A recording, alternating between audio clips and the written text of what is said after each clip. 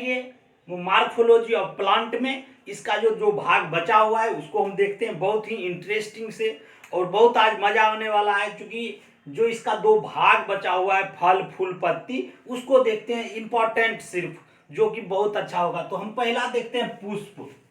पुष्प में क्या है कि ये जो है सेक्सुअल रिप्रोडक्शन में सहायक होता है, यानी जनन क्रिया में ये पुष्प का योगदान होता है। यानी पौधों में जो जनन क्रिया होती है वो पुष्प के द्वारा ही होता है।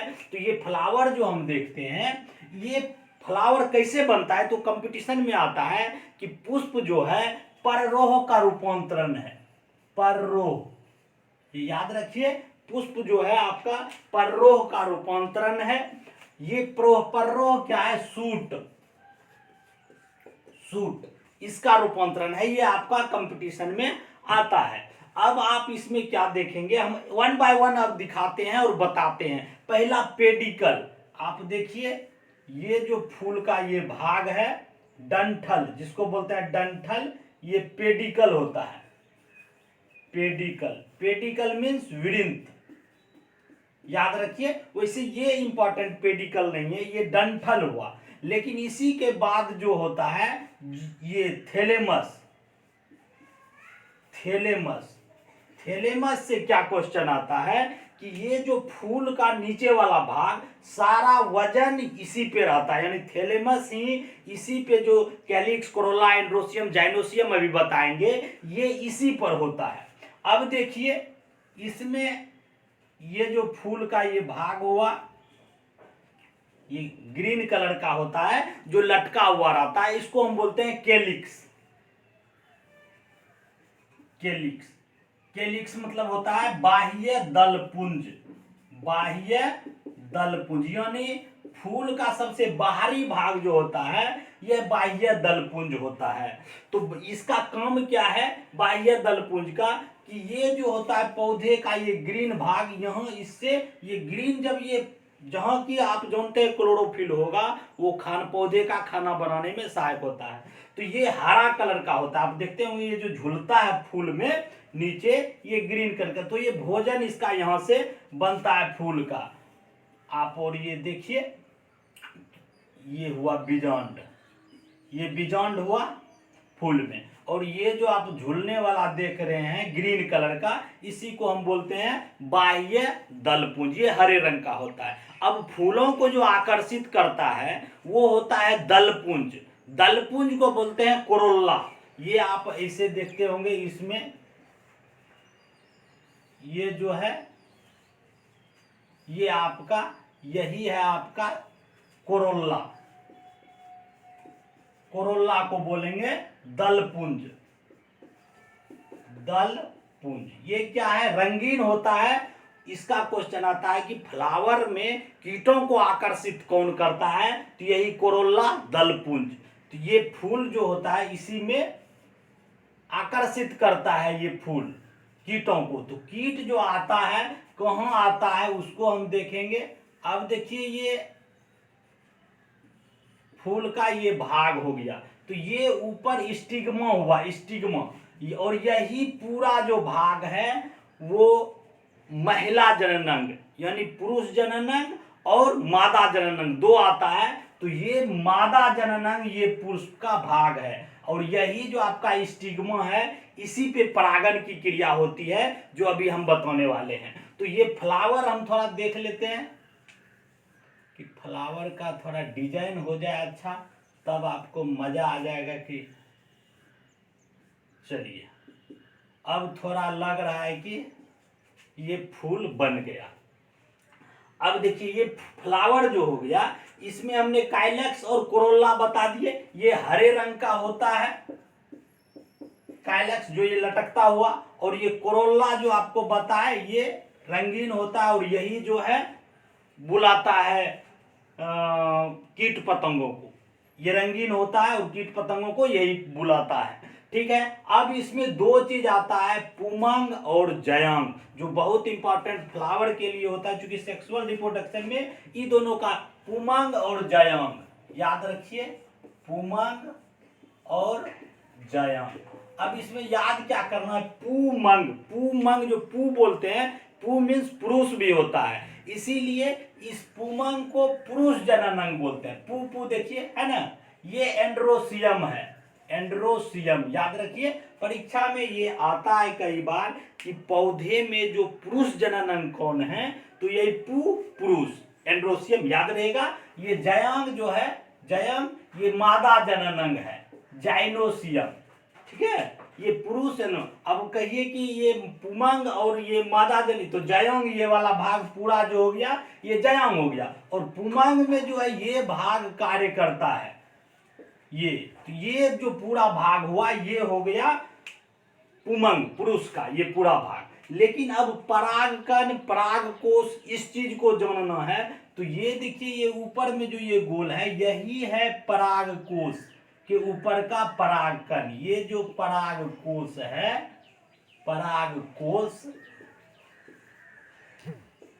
इसी पे छोटा छोटा परागकण बैठा रहता है और यही उड़ के इसके स्टिग्मा पर चला जाता है। अभी इसके स्टिग्मा पे जाता है या दूसरे फलों, यही जो है जनन क्रिया होता है। तो यही परागकोश हुआ, परागकोश से ये छोटा छोटा कण जो है यही उड़ के जाता है। तो अब परागकण और परागन जो सेक्सुअल वर्क जो होता है, तो ये परागकण और परागन की क्रिया कैसे होती है कि जब परागकोश, परागकोश से परागकण, इससे जो कण है छोटा छोटा, किसी परागकोश से परागकण निकलकर दूसरे पौधे के पराग स्टिग्मा पर चला जाता है ये परागकण, तो यही क्रिया परागन कहलाती है, पोलिनेशन कहलाती है।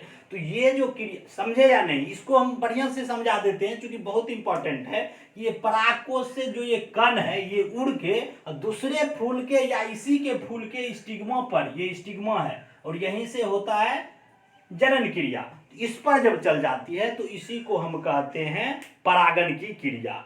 अब परागन की क्रिया जो आप देखते हैं ये दो प्रकार से होता है, एक होता है सेल्फ पोलिनेशन यानी स्वपरागन, एक दूसरा होता है क्रॉस पोलिनेशन मतलब परपरागन। स्वपरागन और परपरागन, स्वपरागन क्या होता है कि अगर यहीं इसी का परागकण उड़ के इसी के स्टिग्मा पर चला जाए सेम फूल पर, तो इसको बोलेंगे स्वपरागन यानी उसी पर। पर परागन मतलब होता है कि इसके दूसरे फूल पर अगर चला जाता है तो उसको हम बोलते हैं पर परागन। तो ये स्वपरागन और पर परागन दो आता है। परीक्षा में आता क्या है कि कीटों से जो परागन होता है, जैसे इसमें बहुत परागन होता है, वायु से परागन होता है। वायु से परागन मतलब जैसे धान गेहूं मक्का ये सब हवा से होता है, जैसे हवा में उड़ जाता है ये कण जो है उड़ जाता है हवा से और दूसरे के स्टिग्मा पर चला जाता है। तो ये जो क्रिया होता है ये हवा द्वारा हुआ, तो इसको बोल देते हैं वायु परागन। जल परागन जैसे हाइड्रा वगैरह जल में रहता है, तो जल से इससे उड़ के जल से बह के दूसरे के हाइड्रा पे चल जाना, तो वो हो गया जल परागन। अब जंतु परागन, जंतु परागन कैसे होगा? जंतु परागन, जंतु खा रहा है, मान लीजिए फूल खा लिया, इसके मुंह में कण वगैरह लगा बगल लगल और फिर दूसरा फूल खाने गया तो उस पे जो चल गया कण उसको बोलेंगे जंतु परागन। कीट तो जानवे करते हैं, मधुमक्खी और बहुत सा कीट इस पे बैठता है फिर दूसरे फूल पे जाके बैठ जाता है, तो उसको बोलते हैं हम कीट परागन। पक्षी भी परागन, पक्षी भी इस पर बैठता है और दूसरे पर, इसी तरह परागन क्रिया होती है। लेकिन क्वेश्चन इसमें इंपॉर्टेंट जो है वो है कि ज्यादा परागन की क्रिया किससे होती है? तो ज्यादा परागन की क्रिया जो होती है कीटों से होती है। ज्यादा परागन की क्रिया कीटों से होती है। अब पूछेगा कीटों में सबसे ज्यादा किससे परागन होगी? तो मधुमक्खी में। ये आप याद रखिए, पुष्प का ये यही है। अब अगला हम देखेंगे फल। फल जो है, इसको डिलीट कर लेते हैं, फल हम पढ़ेंगे।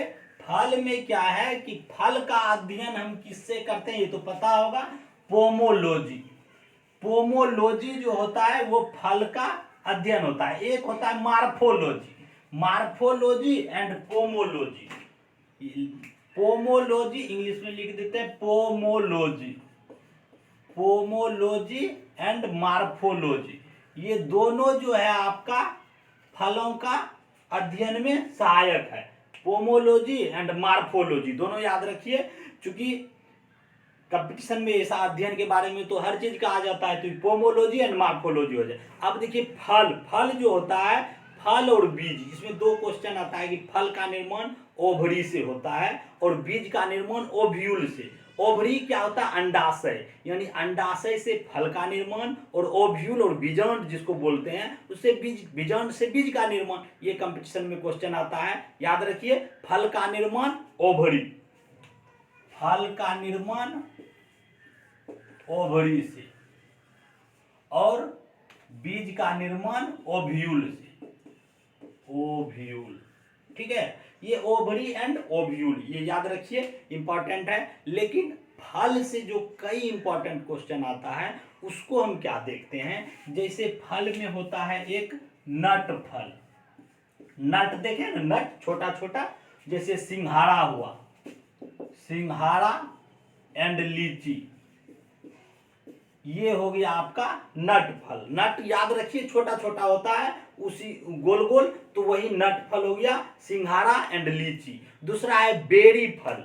ये क्वेश्चन आपको आएगा कि ये कौन सा फल है, उदाहरण बताइए। बेरी फल, बेरी फल, तो इसमें आएगा अंगूर, खजूर, केला, टमाटर, ये छोटा छोटा। खजूर अंगूर याद रखिए, कंपटीशन का यही क्वेश्चन है, खजूर एंड अंगूर, खजूर अंगूर, ये जो आपका आ गया बेरी फल, ये याद रखिए। अब और तीसरा देखते हैं पोम फल। पोम एक फल होता है, ये फल का प्रकार है, ये याद रखिए फल का, चूंकि हम इंपॉर्टेंट चीज पर हम बताए थे कि इंपॉर्टेंट चीज को हम देखते हैं। आप अपना लक्ष्य जो है उस लक्ष्य की ओर जाएंगे। हम ऐसे नहीं है, ये बायोलॉजी का चैप्टर सिर्फ जो बच्चे 8वें 9वें क्लास में जो इसके कई भाग होते हैं, डिपेंड कर रहे हैं किसे कहते हैं, वो जानना आपके लिए जरूरत नहीं है। कंपटीशन में वैसे क्वेश्चन को हम देखेंगे जो बार बार अपने लक्ष्य की ओर जाएंगे। जस्ट लाइक दशरथ मोदी, दशरथ मोदी का नाम जानते हैं ना? दशरथ मोदी क्या थे कि उसने उतना पहाड़ को खोद के रास्ता बना दिया। क्यों बना दिया? उसका लक्ष्य था, जब उसकी वाइफ प्रेग्नेंट थी, उसको हॉस्पिटल जाना था और सही रास्ता उसको मिला नहीं, दूर हो गया और वाइफ डेथ कर गई, तो उसी दिन उसने प्रण किया कि जितना साल लगे एक एक खोद करके रास्ता बनाएंगे, और रास्ता बनाया, और आज उसे सब कोई जानता है दशरथ मोदी। आपने शायद पिक्चर में भी देखा होगा। तो चलिए देखते हैं बेरी फल और पोम फल। पोम फल में कौन सा फल आएगा? पोम फल थोड़ा इंपॉर्टेंट है, क्योंकि फल सत्य फल और असत्य फल होता है। तो ये असत्य जो फल है इसको पोम फल बोलते हैं। तो इसमें सेब नाशपाती आता है, पोम फल को असत्य फल बोलते हैं, असत्य फल, याद रखिएगा। ये क्वेश्चन आता है, असत्य फल कौन है? एक सेब है, दूसरा नाशपाती। ठीक है, सेब और नाशपाती। तो ये एक और चीज होता है, सेब और नाशपाती जो है इसका खाने वाला भाग हम बताते हैं, क्योंकि वो भी इंपॉर्टेंट है। पुष्पासन इसका खाता है। एक हेस्पिरिडियम, हेस्पिरिडियम, ये लिख देते हैं, हेस्पिरिडियम। हेस्पिरिडियम में क्या होता है? नींबू और संतरा, नींबू एंड संतरा। ये क्या है? जूसी हेयर, इसका खाने वाला भाग जूसी हेयर है हेस्पिरिडियम में। जूसी हेयर का मतलब जब नींबू आप काटेंगे तो उसमें देखे होंगे हेयर बाल की तरह बहुत रहता है, उसी को बोलते हैं जूसी हेयर, खाने वाला भाग। अनार का खाने वाला भाग टेस्टा होता है। चलिए, तो वो बलोस्टा, ये और एक प्रकार है बलोस्टा, कहाँ लिखते हैं? बलोस्टा अनार, बलोस्टा का जो प्रकार है ये अनार, अनार हो गया बलोस्टा का प्रकार, अनार। अब देखिए इसमें एक क्वेश्चन आता है कि खाने वाला भाग क्या क्या होता है। जैसे बहुत इंपॉर्टेंट लीची, लीची खाए ना, लीची में नीचे बीज रहता है, ऊपर में कवर रहता है, वो बहुत टाइट होता है, उसको हटाते हैं, और गुद्देदार जो होता है। तो लीची का खाने वाला भाग है एरिल, लीची का खाने वाला भाग है एरिल, याद रखिए। आम जैसे रखिए, आम क्या है? ऊपर में छिलका है, नीचे गुठली है, और बीच में गुद्देदार है, उसको बोलते हैं मध्य फल भित्ति। तो आम का क्या खाते हैं? मध्य फल भित्ति। ये क्वेश्चन आता है। लेकिन इंपॉर्टेंट लीची का एरिल याद रखिए। ये नींबू और संतरा जो बोले इसका जूसी हेयर, जो जूसी हेयर है वो खाते हैं। एक क्वेश्चन आता है अनार, अनार का जो देखिए बलोस्टा प्रकार का जो है, अनार का खाने वाला भाग है टेस्टा, अनार का खाने वाला भाग क्या है? टेस्टा। और गेहूं चावल ये सब जितना भी है, मक्का, ये सब का भ्रूण पोष खाते हैं, भ्रूण पोष, ये याद रख लीजिए, भ्रूणपोष है गेहूं चावल मक्का का। लेकिन आपका इंपॉर्टेंट है लीची, एरिल, आम का मध्यफल वित्ती, नींबू संतरा तो बताए दिए, हेयर रहता है जूसी हेयर, अनार टेस्टा बहुत इंपॉर्टेंट है, इसको देख लीजिए। अब नेक्स्ट वीडियो में देखते हैं अगला। Thank you.